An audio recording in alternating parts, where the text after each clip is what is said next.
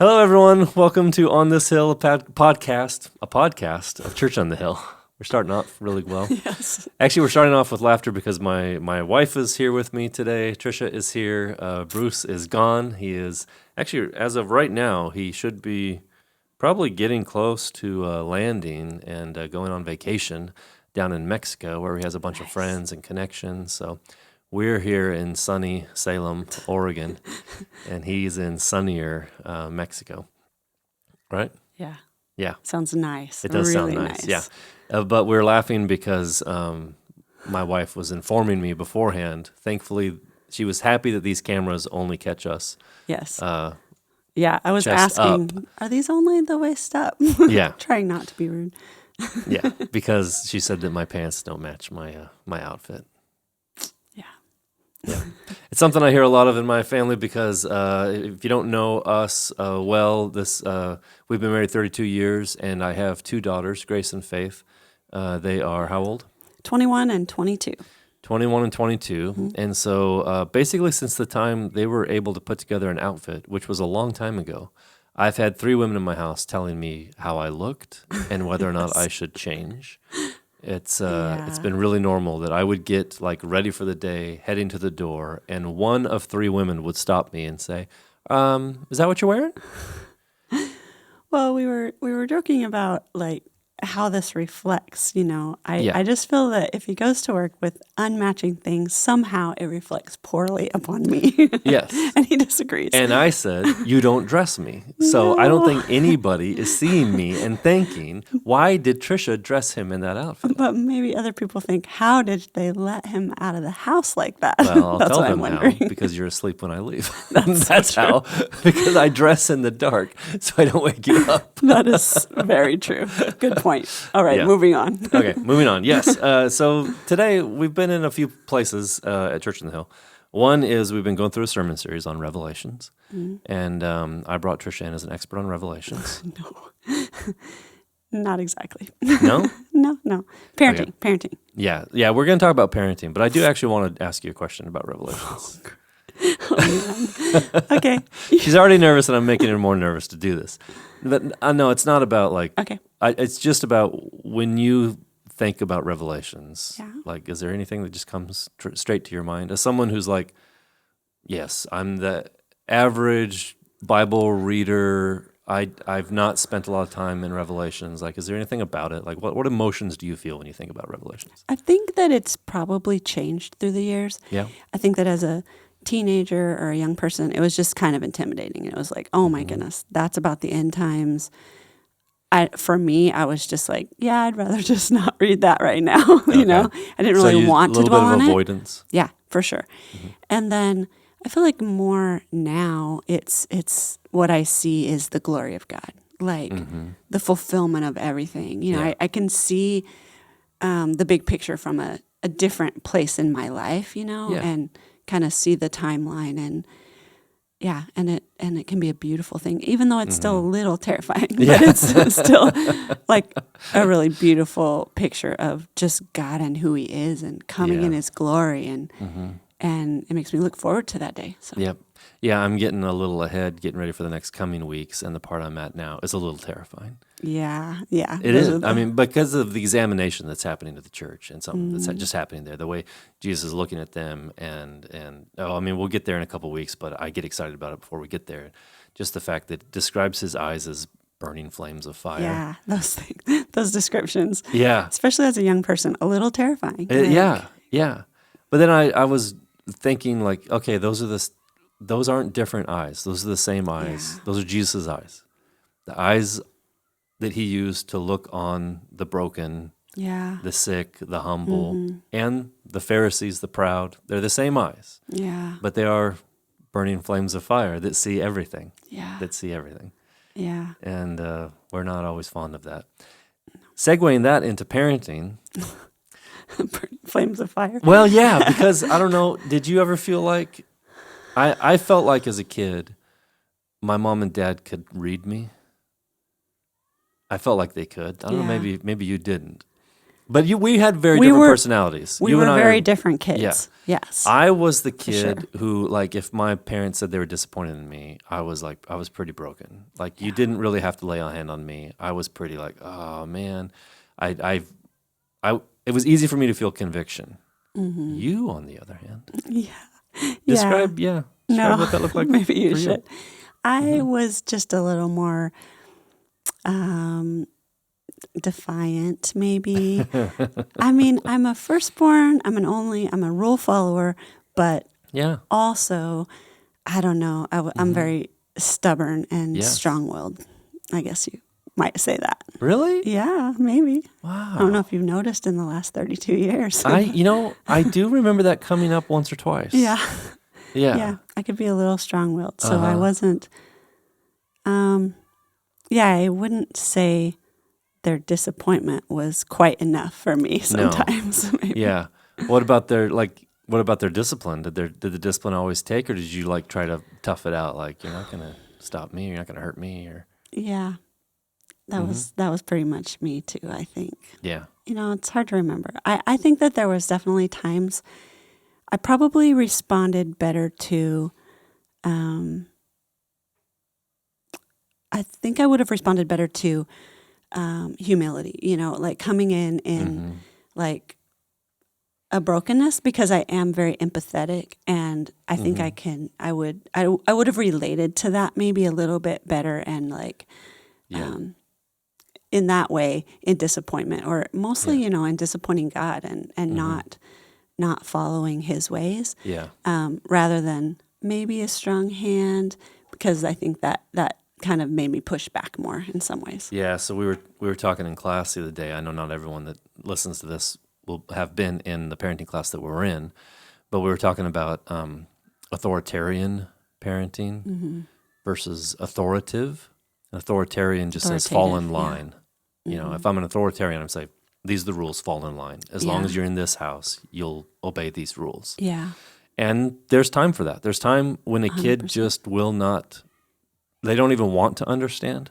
Yeah. It doesn't matter how much you try to bring understanding. You just have to say, well, I guess the bottom line is this is the way you have to behave. Yeah, because of safety and just a lot of things. Yeah, they need to learn to listen. If you have a kid hitting another kid, like, hey, for some reason I'm not getting you to understand this right now, but you're going to obey it like you have to.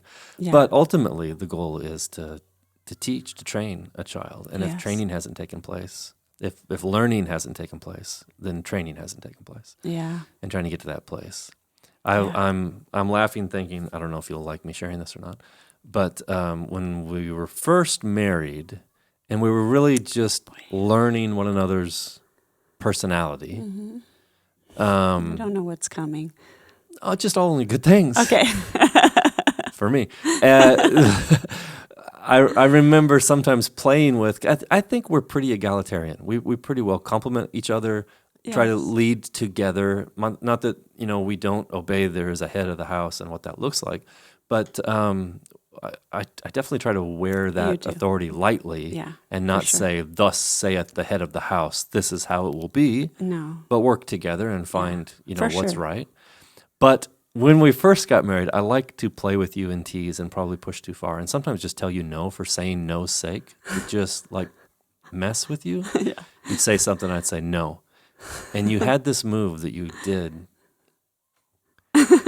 She would raise a little fist to me. I say little. Like I would ever. She would. I'd say no. She'd go, and she would, and I'd always go, "What are you going to do with that? Like, are you going to hit me?" And she's like, "No," because she's the most nonviolent person in the world. If you know Trisha, you know a loving, kind, gentle person. But I always thought that was so funny that your response to authority, your first response to authority that you disagreed with was. No. Just a little bit rising up. You would raise up that little fist, and I'd always laugh. And but thankfully we knew God, it was a joke. We didn't fight over it, but it was funny. Yeah, thankfully God did work on my heart, and it would quickly soften. But that might be the first response. It might be, yeah. But I feel like we're dwelling on marriage more than parenting here, so let's move on. We're getting there because I'm how you're parented is Yeah, that's how true. you first parent, the same way that what you see in your parents' marriage tends to be what you bring into, here's how I'll do marriage. Yeah. Or you think, oh, my parents had a terrible marriage, so I'm going to do the opposite of that. But either way, you're living out of response to the way your parents were in relationship. And that tends to true. be true of having children as well. And so, did God give us one of me and one of you for children? You know what I'm saying? Like sometimes Yeah. people will say like, oh, yeah, my mom has come back now and she sees me interacting with my child. And she's like, yep, he's just like you and good luck and you deserve it. And Yeah. like, do you feel like you got, I definitely see those traits in one of my daughters more than the other, She's a strong girl, and Yes. that's a good thing. I kept, we would keep reminding ourselves that Yeah. strength can be used for good. yes. I always say some people don't agree with me, but I always say I want a strong-willed child. Yeah. Because I don't want a weak-willed child. Yeah. I want a child who has a strong will. Now, it's a blessing that comes with a big assignment, because if you get that child with a strong will, then you have to shape that will, because they will see, can my will be stronger than yours? Yeah. That's what they're going to test all the time. Like, could I possibly beat mom and dad in this? If I try hard enough and long enough and don't quit, will they give up before I do? Yeah. And I think that, it takes, that kind of parenting is exhausting, but so rewarding. Yeah. Because you have to stay on it. I feel like that child so much, like they have so much potential, and they can go so far, and you may see leadership attributes in them and a lot of strong things, but without teaching them, first of all, to listen to you, first of all, that obedience that comes, when they're really little, that is then turned into self-control Right. over the years. And it's a tall order, but man, just when they're little, if anything, I just say, like, work on it when they're young. Work on it when when they're 1, work on it when they're 2. Amen. And like, if you can Yeah. get the child to listen to you, like know that you love them, Yeah. that you want what's best for them, that this is the job God gave you. They might be fighting it for sure, but it is the authority that God has given you, not to lord over them, but to love them well, Right. to serve them, but to also, bring that discipline that they know they have to listen. And then you're giving them all the tools Yeah. to have the self-control to use that strong will, Yeah. to the glory of God. Honestly. I feel like we're often seeing couples with young kids, and obviously we're trying our best not to be prideful, because we don't know it all, and we haven't parented every child. Oh, no. Now, And we would do things differently. yeah, There's on top of parenting our 2 forever kids, one adopted, one biological, we've also parented 7 foster children for Over 6 years, various lengths yeah. of time, some of them short and some of them fairly long. Yeah, 2.5 years was our longest. Yeah, 2.5 years for one child.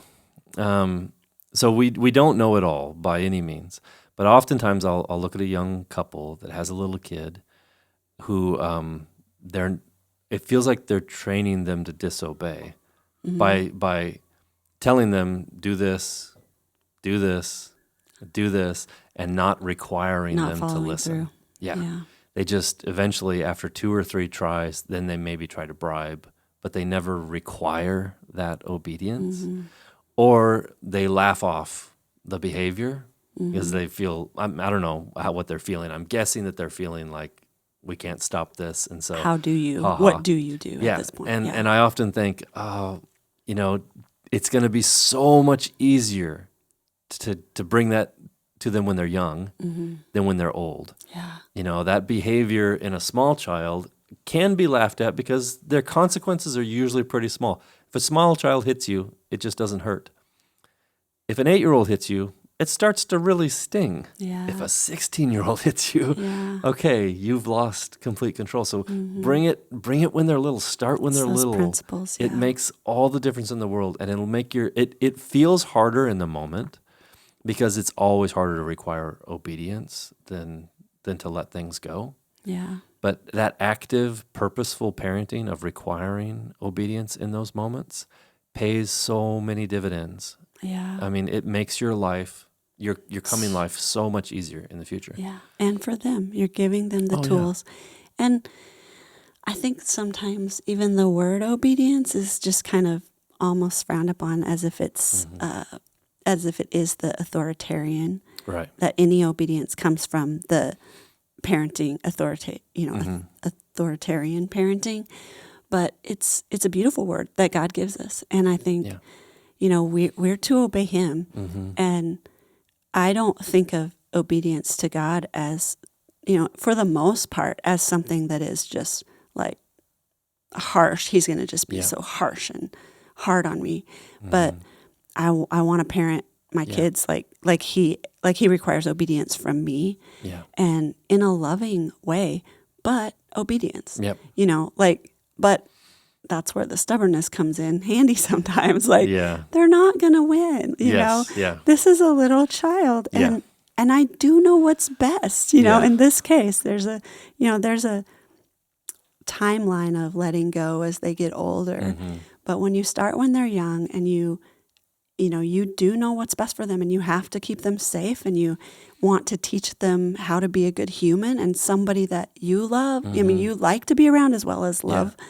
Then it just takes like that stubbornness, honestly, to like, I'm not going to give in. I'm sorry. This, I can win this one. And I often think when they're little, I'm training them in how to respond to God. Now, I'm not God. So true. I'm not good like Him. No. I'm not wise like Him. I'm not any of those things. But a child's first understanding of authority comes from you. God and the set it up parents. that way, Yes. which is crazy. And the ultimate authority is God. And the way I want them to respond to the God of the universe is the way I am looking for them to respond to me. And that isn't just to fall in line. Yeah. Because I don't want them to just fall in line with God and have a legal relationship with Him. It's falling in love. I want him to fall in love. I want my child to fall in love with God. And so if I only work on obey, and I don't add relationship to it and add love to it and add all that, I might get a child that falls in line, but those lines will be very clearly drawn, and they'll know exactly where and how to get away from and where the loopholes are. And that's the relationship they'll bring to God. But if I can mingle those two things of to obey is better than sacrifice. We're referencing an Old Testament story about a king who said, well, God told me to do this, but it seems so much better to do this. I'm going to keep all of this that He told me to kill. I'm going to keep all these animals. And then when called on, he goes, oh, well, I kept those for sacrifice. I was going to give those to God. And the prophet tells him, hey, you've been unselected today because of your behavior, because you chose to disobey God. And listen, to obey is better than sacrifice. You're trying to pay for it, and what God wanted from you is simple obedience. And that's the relationship that king had with God. But then the coming King David had a love relationship with God. Also blew it many times. And you might say failed just as or even more spectacularly than the previous king. And yet he was so in love with God that he just always came back. He couldn't stay away. He's crawling back on his knees to God. He's right there in the throne room with him. He loved him. And God said of David, that's a man after my own heart. So what we're trying to do is bring kids to that place of understanding a loving Father, obeying Him because they know, even if I don't understand what He's saying, I know He loves me and He wants what's good for me. And so that's what we want from our kids, right? Absolutely. Does my child know Mom loves me and wants what's best for me? And, when they're real little, that's pretty tough. But they can know. They can know. They get it. Yeah. I sometimes, I don't know, I don't want to cross the line, but I sometimes see little kids that it seems like it's just, the parents just feel like it's too hard to make them obey. And so, they ask them to do things, but it really feels like the little one is in charge, like 100%. Like, we talked about that in week 1 of the parenting class. Someone's going to be in charge. If a parent is it, then the kid will gladly take the throne. But they weren't made to be in charge. And those little kiddos, my heart goes out because they are loved. They're in most circumstances they're so loved that that the parent just doesn't want to cross them or tell them no. But there is a chaos or a just out of control feeling that those kids often have because God set it up this way. Yeah. There's a reason that we're their parents, and they're looking for someone to bring order. They are so much, because your 2-year-old, they do not know what's best. They don't know when it's best to go to bed and when it's best, to wake up, or what's the best thing to eat, or start training them and making wise choices, which means you don't make every choice in their life. Yeah. But you give them as they wise are able choices. To handle tiny choices. Yeah. Yeah, as they're able, like breakfast, what to eat is a great one. Breakfast, if in your family you're like, we're a cereal, breakfast family. Have 2 or 3 boxes. Which one do you want to eat? Like, this is what we're going to have for breakfast, but which one do you want today? Yeah. And let them make those choices. Hey, it's cold outside, it's winter. We've got 2 jackets here. Which one do you want to wear? Yes, but teach them. You wear a jacket in the winter. It's the not like the choice won't be I'm not going to wear a jacket. No, you're going to wear a jacket. You're going to wear which one would you like to wear? Yeah, you begin to, even in those things, you begin to just teach them those wise choices, and we want to grow up strong kids that are able to have backbones and to stand for truth. Yeah. But the way to do that is by teaching them to listen and obey and giving them the tools to do that. Yep. It's one so of the important. things I feel like I learned from fostering, because I feel like in raising our own kids, and our kids were still at home when we were fostering. They were, how old would they have been when we first started? I think that they were like 14 and 15. Okay. When we first started. So they were well on their way, in life. Good, very good girls. We kind of purposefully waited, but also we waited because I was dragging my feet a little bit and afraid of fostering. But I think there was a little bit of pride in me, like, okay, my kids are turning out pretty good. I think I know. I think I've got this parenting thing dialed in. Like, I think I know what I'm doing. And then we got our very first foster child. Man. And I won't share her name here, but she was a beautiful little girl, wasn't she? Yeah. She was gorgeous. How old was she? 20 months. She was 20 months old, so not yet 2. Yeah, it's unbelievable. And I want to be respectful here, but she was raised almost feral.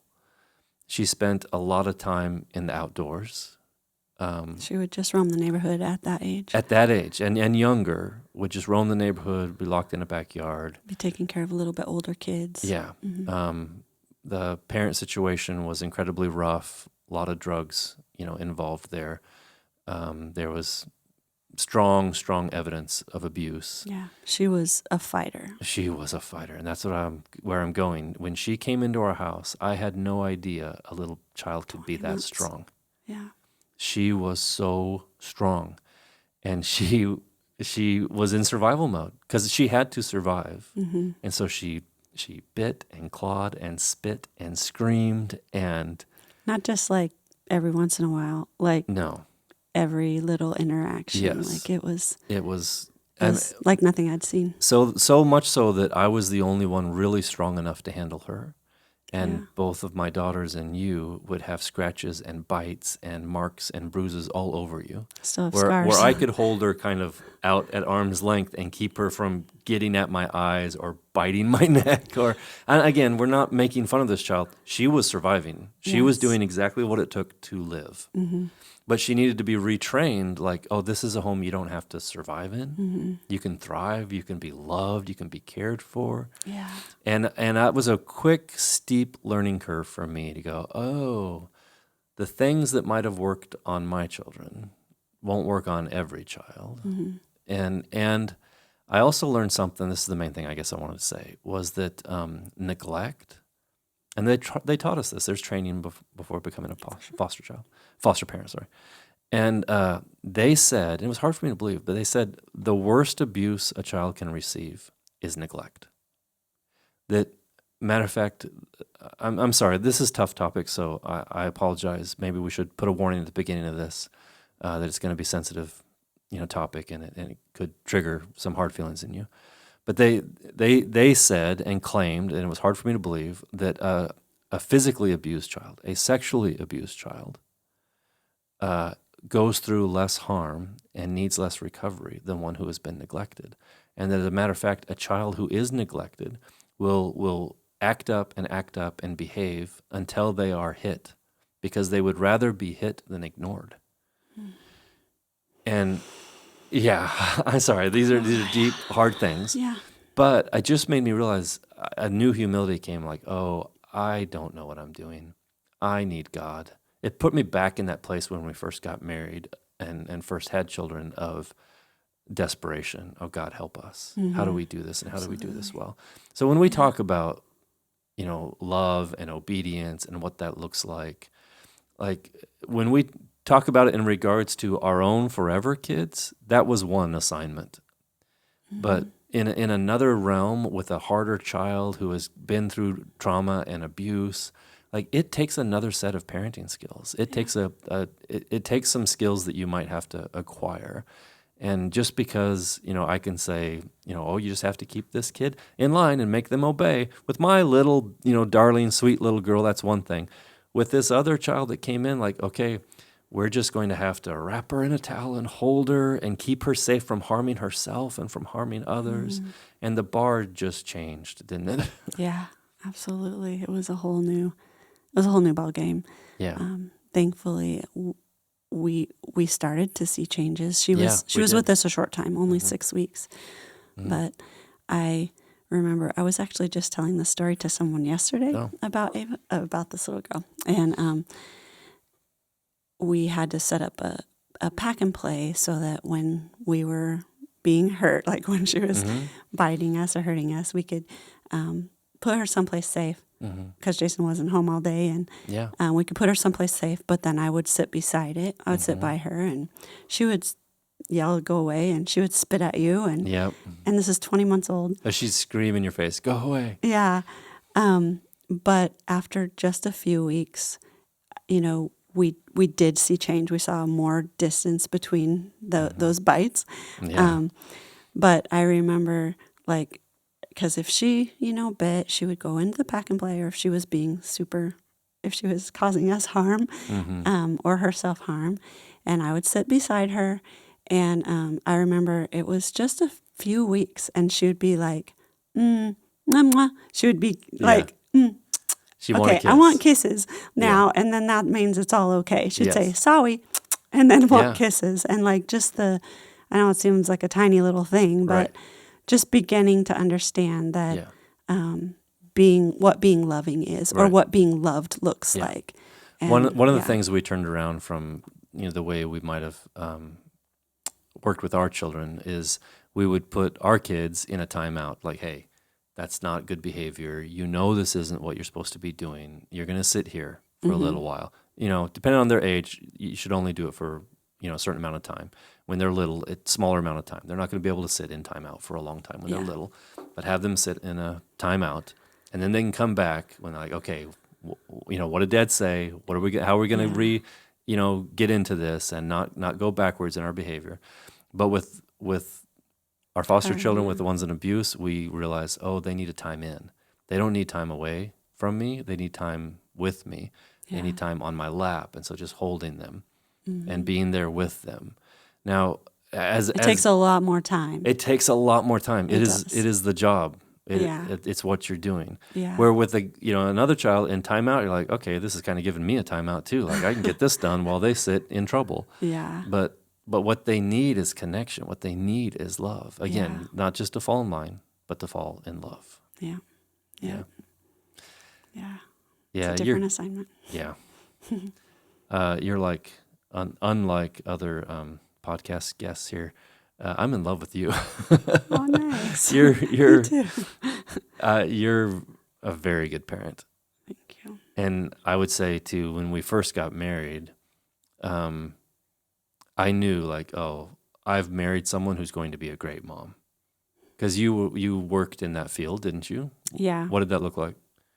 Well, in college, I worked in a daycare actually, and that's challenging. But yeah, I loved working with kids. I had, as a teenager at our church, done kids church for many years, and I loved kids. And one of my biggest desires was to have to be a mom. Yeah. Yeah, that's like what I wanted. I wanted to be a stay-at-home mom, Yeah. and I that did journey not- was long. I did not go into marriage feeling the same way. I was never someone who's like, I don't want kids. Yeah, I never really understood that you sentiment. weren't really to be drawn honest. to children, though. No, I wasn't. I wasn't like volunteering to go work in kid church. Yeah, I mean, I did my fair share because I was a church kid, and so I worked in youth camps. I worked in We did a VBSs. VBS, Yeah, we did VBS together when we were just dating. We did stuff like that. But to me, the older the kid, the better.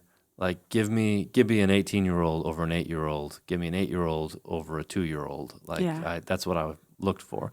And I didn't come into marriage thinking, I can't wait to be a father. I was like, yeah, that'll be awesome someday. But you were like, oh, I can't wait to be a Yeah. mother, and this is what I want to do. I want to be a stay-at-home mom. I want to care for a child. And, in those years when they need, that Oh, full-time care, you said, I I love want to those be babies, that caregiver. yeah. I want to be the one. I don't want someone else, to do this. I don't want to pay someone else. I want to be the one to do it. Not all moms feel that way, but you did. And I Yeah. love that about you. yeah.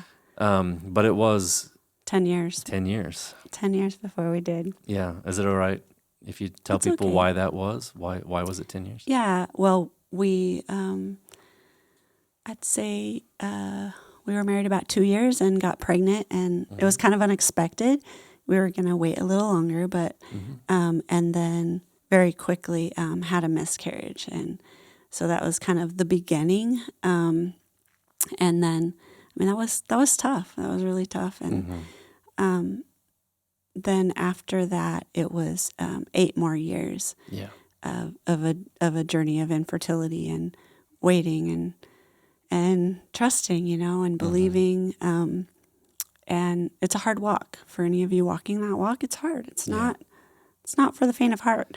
No, it was a constant in our life. Yeah. It wasn't something we Yeah. thought about once in a while, but it also didn't define our life. No, I think the most important part is that we were willing to put our lives down, lay our lives down before God, and just say, what do you want? This is my desire. You know this desire. Yeah. I want to be a mom. That's what I want. But also, what do you have for us? What do you have for it? Where do you want us to be? What do you want us to do? And so part of that journey was, we started in Salem and then selling everything and going into missions, doing a missions school, and then working in that school, and then living in China. So, When I think of the places that you have been willing to live with me, I feel loved. I feel supported. I feel like I had someone who, it's like, I'm with you wherever. As long as you follow God, I'm with you. Because we lived in half of a trailer in Arkansas. The other half was rented out to somebody else. Yeah, we didn't get the kitchen, but we did No. get the laundry We room. got the laundry room where we put a hot plate and cooked. Oh my goodness, yeah. For That a sounds while, bad, we but- lived in what was a trailer split in two with another building inside of it where there were 6 other couples, Yes, families they living built a all at the 2-story same time. building with a Yeah. trailer split in half. The 2-story building Yes. was in the middle. It So- looked like you see. If It was you open called up the Ark. Yeah, if you open up a kid's Bible and you see a drawing of Noah's Ark, that's what it looked like. Yeah. And we pretty always much. laughed because we went in 2 by 2. It was the couples, housing. This was in Youth with a Mission. Yeah. And we shared a bathroom with I don't know how many people there. Yeah. We traveled in places. Yeah, I remember sleeping in a bed that had a leaky roof over it for a while. That's when India. I got malaria. Yep. I remember the cold of Belarus, Yep. and each of those places felt farther away from the promise of God of children. To Yeah. me, maybe to you, it felt like this is no place to raise a child. This is not how to start a family. But it kept being what God said. And so we kept saying yes. Yeah. And I think that I wouldn't give anything for those years. Yeah. They were beautiful, you Yeah. know. They were formative. They were where God had us, and Yeah.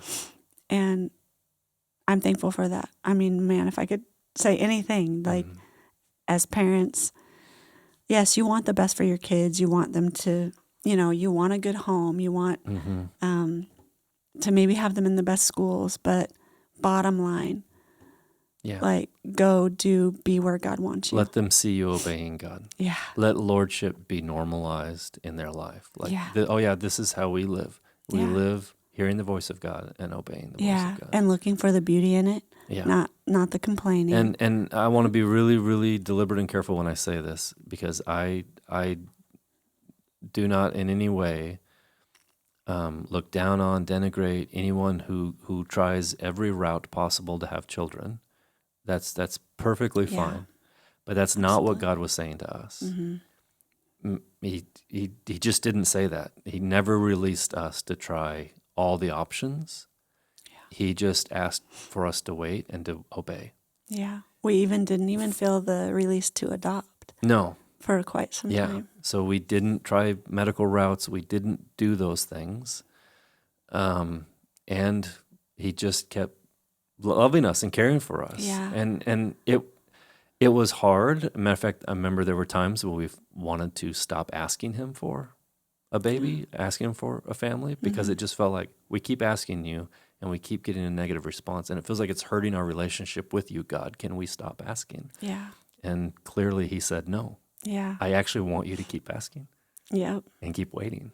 Yeah. Because he was doing something in us. He was preparing us for the kids we have. Yep. And the timing and so sorry, I don't mean to interrupt. No, go ahead. So along that line of like, what's the craziest way to start a family? We ended up in communist China, underground missionaries, having smuggled Bibles in and doing all kinds of stuff. He then called us there to learn the language to live, to stay there and to live there. And God told us one day, I don't really remember that day, except that God told us we just were praying about that we could adopt. And I want to go back just really quick. Sure, yeah. Because I feel like there were places all along the line where I would just get so desperate and just, you know, like Jason said, want to quit asking and want to give up. And God would meet us in those places. Right. Like so many times Every I time. remember, like, God, I've got to have another word from you. I've got to have something. And just little things. I remember specifically, I don't know after what outreach or what being overseas, but someone gave me this book, and I still have it. Man, I can't think of her name right now, but it was Children of the World. That was the name of this book. I remember it, yes. And each we do page still have that. Was these beautiful children from all over the world. It was a photography book. Yeah, yes. Yeah. And it was a Christian photography book. And she and God just spoke to me so plainly, and she wrote something on the inside that like, this is your inheritance. Yeah. This is what God has for you.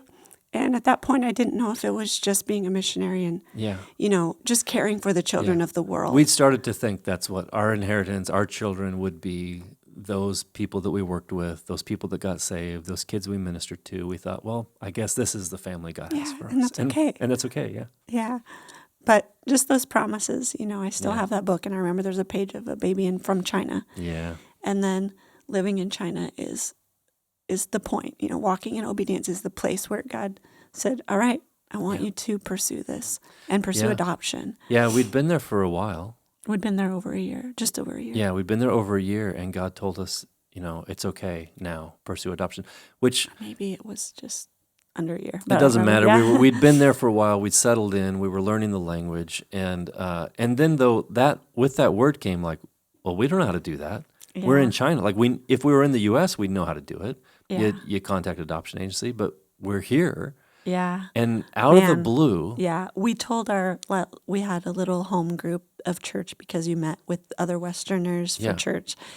And we told them, like, hey, we feel like God said we can pursue adoption. And they're like, we have friends that have adopted from here. Yeah. And I think they're going to adopt again. Let me give you their number. we called those people. I remember, like, it was like God spoke to us on a Saturday. We went to our home group Sunday, and that afternoon we called these people, and they're like, yeah, we're getting ready to adopt again. Do you want to go in on a home study? Yep. I'm like, well, Sure. What's a home I study? don't know for sure what that is, and they said, well, how about you come over tonight? So this is one day afterwards. How about you come over tonight and we'll help walk you through the process? Yeah. Within And- 24 hours, we were with the perfect people to sit us down and walk us through what it meant to adopt while living in China. And it was actually more complicated than doing it from the U.S. Yes. But God was so faithful. And they absolutely walked us through. We did do a home study with them. I remember They them set opening us up a with big the 3-ring agency. binder and just going through page after page. And we were like overwhelmed, like, well, I don't understand any of this. But even to the very end, when we got our grace, which the timing, everything about that was a miracle, to the very end, it was their interpreter who went with us to pick her up. It was an amazing it was a woman. God thing. Yeah. And I got pregnant in the middle of that, but that's a Yes. different day, a different story. Yeah. I'll shorten that to say that even our adoption agency said, hey, just so you know, a lot of times when people go to adopt, they'll also become pregnant. And if you do become pregnant, we have to stop the adoption process and refile everything because the number of kids you have is an important factor here. And we told them, like, well, you don't got to worry about that because it's 10 years, like that's not happening. And there was a very clear medical reason why it wasn't happening and that wasn't, going away. So that was just a part of our life that we lived with, that we knew, like outside of a miracle, this is a medical issue that doesn't, go away just because we're adopting. Well, Yeah. God did a miracle. Yeah. So I got pregnant, but we were so far. The process then took a long time. I think it's way longer now, but the adoption process took like a year and a half, and we were well racing the into clock that. with that pregnancy because we needed that adoption to take place before the pregnancy. I had happened. to fly at a certain point back to America, or I couldn't fly anymore. Yeah, at one point we thought, well, maybe Dad has to stay and adopt this little girl and then bring her home to Mom and another, where I would maybe miss a delivery while receive it. Yeah. But we told them it was a Christian adoption agency, which also I know was just a God thing. And so we told them when we were pregnant, and they said, well, you're so far. You're so close to getting your child. We're going to pray about it, and we're going to see what we should do. Yeah. And they prayed about it, and they said, we feel like you're supposed to continue. Yeah. Like you're supposed to move on. We're going to let you. China is tricky being a missionary there and what that looks like. And they didn't ask us to lie, but they just asked us not to disclose. They said, just don't bring it up. Just don't. Unless you they might ask, look a little chubby. Yeah, unless they ask, they'll just assume you're a chubby American. Which I think is really funny. Yeah, because that is the way they think of us anyway. Rainy day, so I wore a big coat. Yeah. When we went to pick up Grace, you were well on your way into showing in pregnancy, and that day. I'll never forget that day with Grace. That was a gift from God. It was the scariest, hardest, and best thing that had happened to us. Yeah. And now there are, like you say, 2 beautiful girls. Grace is now serving with Youth of the Mission in Mexico, doing her training, and Faith is just about to be married in June. Yeah. We're blessed. Actually, we probably need to wrap up here pretty quick. I don't know how long we've been going. Just one more thing. I just also want to say that I was so blessed to have my girls, but then the journey of fostering too, like it just did something in our hearts like no other. Yeah. Like it grows you. It's the hardest thing you'll ever do. Yeah. But the inheritance of those children grew too. Yeah. And just to still get to see them grow up, so many of them, and those still are have our relationship. Kids. Yeah. It's a beautiful thing that God does. And it's not always easy, and it's a hard road, but it's a beautiful thing. And I'm so thankful. Yeah, I say that often, that I honestly think that fostering is probably the thing that taught me the most in my life. Now, I think it's because it accumulated. Marriage taught me something. Discipleship taught me something. The programs we went through. The parenting taught me something. But then when we got to this place, honestly, like I said, I went in maybe a little prideful, thinking, I think I got this figured out. I could help these kids. And I realized, I've got so much more to learn. Yeah. More to learn about children, more to learn about parenting, but honestly, mostly more to learn about the Father heart of God. It was so much bigger, so much deeper, so much willing to receive wounds, so much more loving than I ever imagined. And I'm still far, far from the Father's heart in reflecting that to others, but I have learned a lot through parenting. It is a wonderful journey, worth taking. Yeah. Young couples, don't tell me you don't want to have kids. Man, I didn't expect to cry so much. Yeah. Usually it's me. Good job. Thanks for taking the pressure off me. Yeah, I'll take it this time. I don't know. Ethan, we actually do have a question we could answer, but we could also skip it. What are you thinking time-wise? If you can get it in like 10 minutes. Yeah, we can do it in 10 minutes. Okay. So I actually have one question that is related to parenting, but sort of tangentially, if I can say it that way. So a friend wrote and asked if we'd answer this on the podcast. He says, what's the appropriate response when a person who is a Jehovah's Witness or a Mormon knocks on the door, especially when we have little children watching how we respond? Good question. Yeah. And something I think everyone, pretty much, if you got a door, it's going to get knocked on at some point by someone who is trying to share a gospel, their good news. And I would say that's the way I'm saying this is the main way I would encourage people to respond is if it's already identifiable and you know, like, this is Jehovah's Witness or this is a Latter-day Saint, then first of all, go ahead and educate yourself. Like for that moment, if it hasn't happened yet, start to find out what do these people believe. Because you will find in there that they have a story, but it's not the story. They have a gospel, but it's not the gospel. And that very likely they could be tender towards the gospel because the good news is good news to everybody. And they are lost as well and need someone that could share that truth with them. And so I often don't take much time with people, but I do take a little time with them. And I try to just get right to the heart of the matter in the doorway and ask them, how do you believe you're saved? Yeah. And just can you please tell me? Like I don't mind interacting with you if you'll jump right in and tell me. Yeah, just kindness. Yes. And respect. That's important. Sometimes I don't have time to jump into anything. No. When I have a little one. Yeah, and that's okay. Yeah.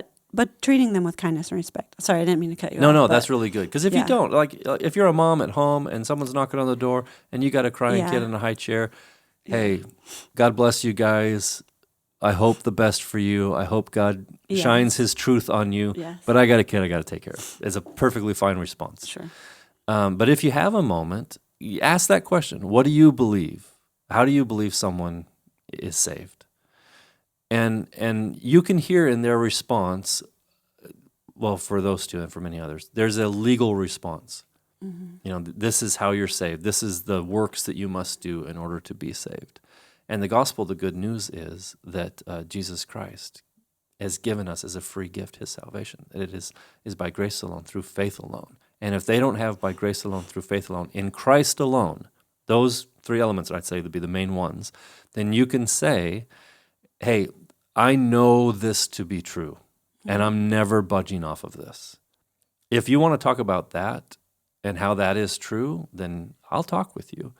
But if you just want to sell me on something other than that, I'm going to have to close the door because you and I fundamentally disagree about how to connect to God.